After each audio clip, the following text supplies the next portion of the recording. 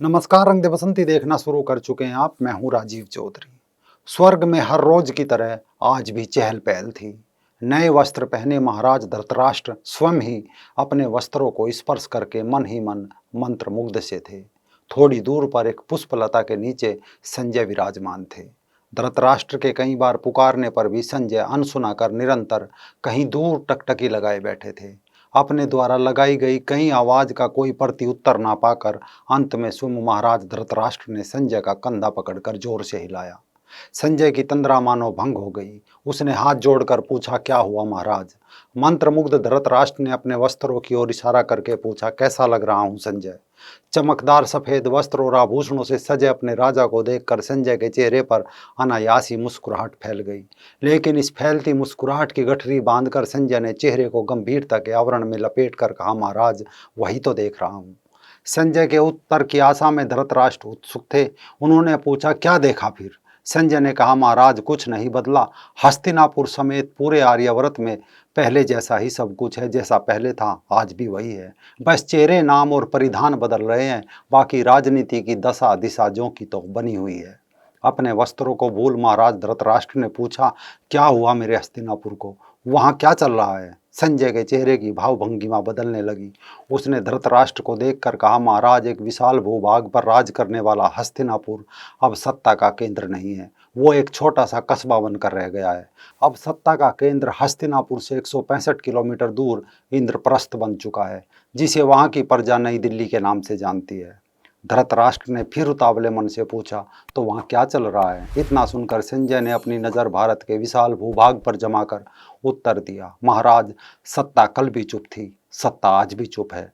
विपक्ष कल भी मशाल मार्च निकाल रहा था, विपक्ष आज भी मशाल मार्च निकाल रहा है। कल की सत्ता आज का विपक्ष है, कल का विपक्ष आज की सत्ता है। सत्ता और विपक्ष की कुर्सियों पर चेहरे बदले हैं, इसके अलावा और क्या बदला महाराज? धृतराष्ट्र निशब्द थे, मौन थे। एक लंबी सांस लेकर संजय आगे बोले, महाराज आम प्रजा कल भी न्याय की गुहार लगा रही थी, वही न्याय की गुहार आज भी है। कल की सत्ता बेशर्मी से मौन थी, आज की सत्ता ताने देती है, कहती है कि इतने बावले क्यों हो? कल की सत्ता ने कौन सा न्याय दिया था जो हमने नहीं दिया? तो इतने उतावले क्यों हो? ज्यादा मत उछलो, गौण रहो। संजय दुखी मन से बोलते जा रहे थे।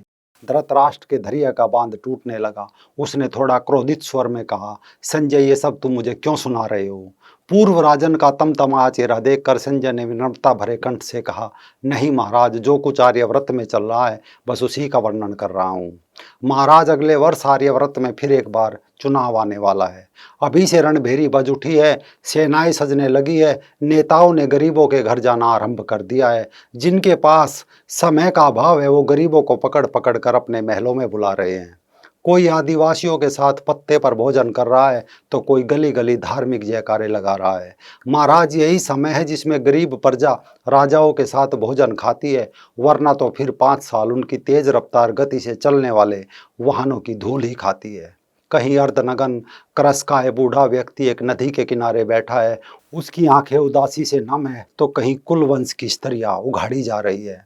आर्यव्रत की संस्कृति में अब यत्र नार्यस्तु पूज्यन्ते रमन्ते तत्र देवता का श्लोक अब यत्र राजनेता पूज्यन्ते रमन्ते तत्र सत्ता में बदल चुका है।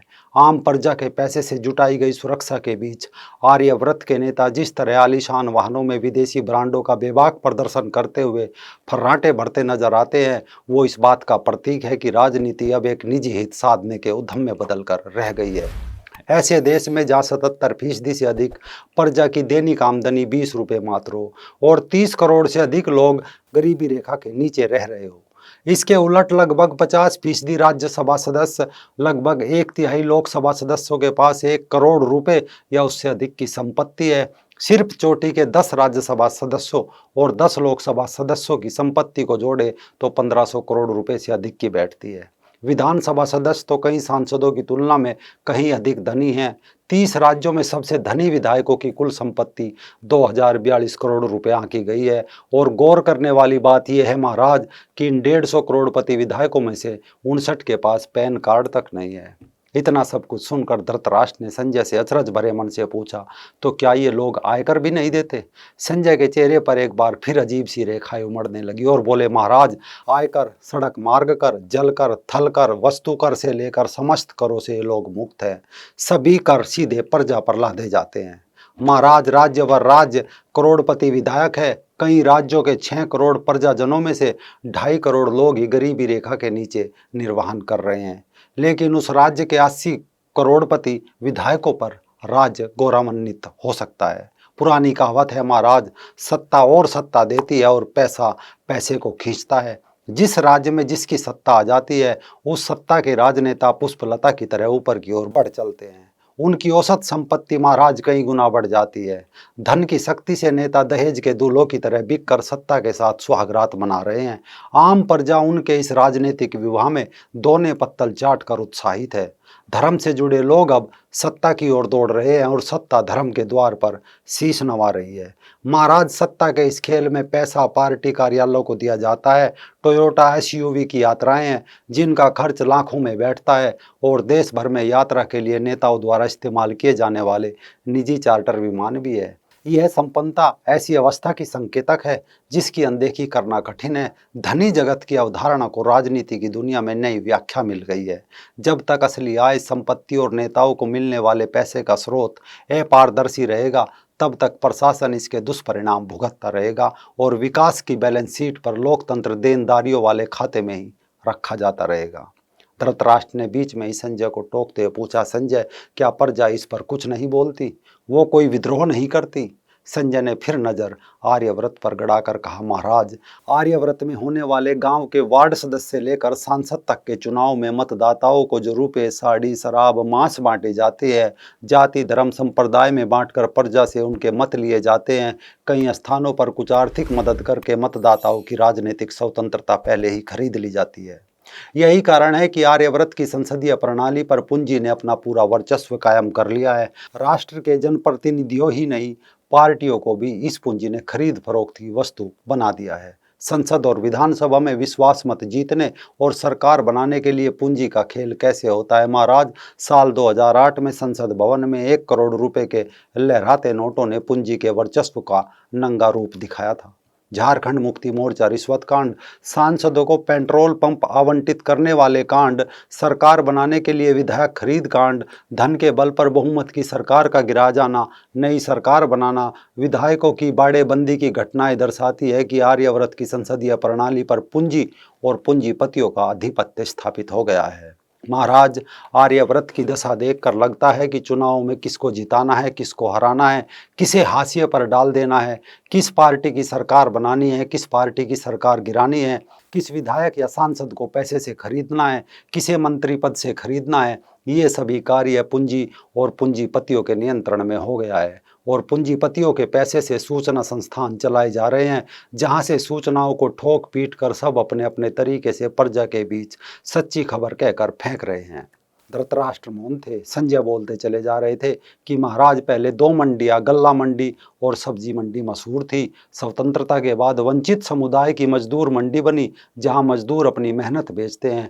आगे चलकर पूंजी ने एक नई मंडी खड़ी कर दी, जनप्रतिनिधि मंडी। ब्लॉक पंचायत मुख्यालय, जिला पंचायत मुख्यालय, विधान भवन, संसद भवन लोकतंत्र के मंदिर नहीं रहे, ये मंडी मुख्यालय हो गए हैं, जहां जनप्रतिनिधियों की बोली लगती है। जिस मंडी में करोड़पति सांसद महाराज बिकते हैं, तो वहां गंगू की क्या औकात। पूंजी के इस वर्चस्व को तोड़ पाना संभव नहीं तो कठिन जरूर हो गया है। पूंजी के इस आधिपत्य को चुनौती देने वाले लोगों को देशद्रोह, जेल, सजा, अपनी हत्या तक के हो जाने के लिए वे लोग कमर कस रहे हैं। पूंजी के इस खेल में पूंजी का स्वार्थ इतना ही है कि लगातार बेरोक टोक बढ़ती रहे। इस पूंजी के खेल में मोहरा बने मतदाता किस आधार पर चुनाव में हिस्सा लेते हैं, कैसे पूंजी पिट जाती है, यही आर्यव्रत के चुनाव में देखने वाली बात है। महाराज, एक सत्य ये भी है कि राजनीति सत्ता और ताकत की दलाली भर रह गई है। ये दलाल जन आंदोलनों को सामंती कुलतंत्र में तब्दील करने के लिए प्रशय देते हैं। हाँ, ऐसे लोग भी हैं जो राजनीति में जनता की सेवा करने के लिए आते हैं, लेकिन ये लोग अपवाद भर हो गए हैं। नियम नहीं है सार्वजनिक जीवन में प्रवेश अब, और मेहनत का ऐसा निवेश है जिसकी फसल राजनीतिक उद्यमिता के द्वारा काटी जा सकती है। संजय बोलते चले जा रहे थे। धृतराष्ट्र की गर्दन नीची थी। संजय को लगा मानो महाराज अपने सत्ता काल को स्मरण करके मन ही मन शर्मसार है। लेकिन जब कई बार पुकारने पर भी धृतराष्ट्र की गर्दन ऊपर ना हुई तो संजय समझ गए कि महाराज अपने दौर की सत्ता को याद करते करते गहरी नींद में सो चुके हैं।